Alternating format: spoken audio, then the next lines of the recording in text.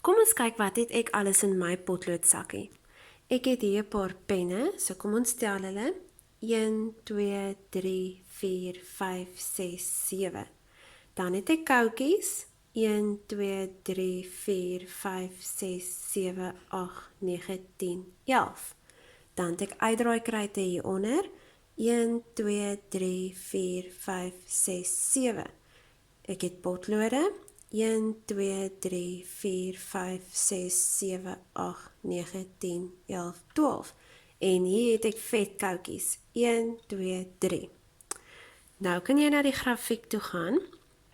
En jy kan nou gaan kyk. Hierso is 'n kolom vir uitdraaikruite, 'n kolom vir penne, koutjies, vetkoutjies en potlode. Dan gaan kleur jy soveel blokkies van onderaf in, soos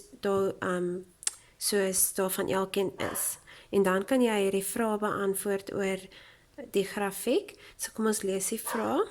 Wat is die meeste? Wat is die minste? Watter twee is gelyk aan mekaar? So hier moet jy 2 antwoorde skryf. En hoeveel kruite moet ek by die potlode sit om dieselfde getal te hê? Kyk of jy hierdie vragies kan doen.